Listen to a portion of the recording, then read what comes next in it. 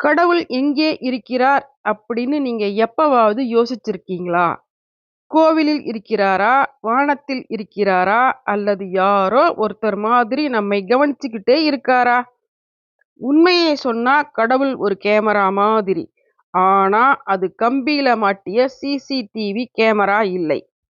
அது உடையாது, அழிக்க முடியாதது, தப்பிக்க முடியாதது.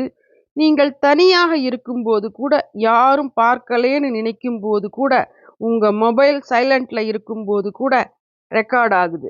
நீங்கள் என்ன சொன்னீங்கன்னு மட்டும் இல்ல, ஏன் சொன்னீங்க? என்ன எண்ணத்தோட சொன்னீங்க? அந்த எண்ணத்துக்குள்ள பொறாமை இருந்ததா? பாசாங்கு இருந்ததா? அல்லது உண்மை இருந்ததா?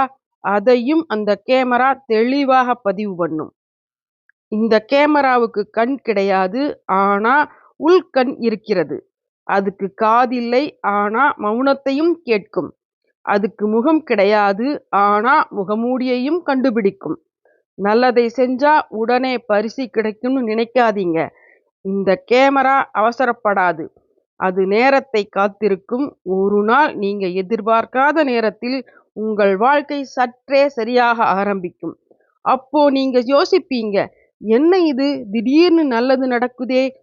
அதுதான் அந்த பழைய பதிவு பிளே ஆகிற நேரம். தவறை செஞ்சிட்டா கூட உடனே தண்டனை வராது. ஏன்னா கடவுள் என்னும் கேமரா போலீஸ் ஸ்டேஷன் இல்லை, அது திருத்தும் ஸ்டேஷன். அதே தவறு திரும்ப திரும்ப நடந்தா ஒரு நாள் அதே வழி, அதே சூழ்நிலை, அதே கண்ணீர் ரீப்ளே ஆகும். அப்போ யாரையும் குறை சொல்ல முடியாது. ஏன்னா அந்த பதிவு உங்க மனசுல இருந்தே எடுக்கப்பட்டது. இதனால்தான் வெளியில் நல்லவனா நடிக்கிறத விட உள்ளே நல்லவனா இருக்கிறது முக்கியம். யாருக்கும் தெரியாமல் தவறு செய்ய முடியும்னு நினைக்காதீங்க. ஏன்னா உங்க மனசுதான் கடவுள் வைத்த கேமரா. மனசு சுத்தமாக இருந்தா பயம் இருக்காது.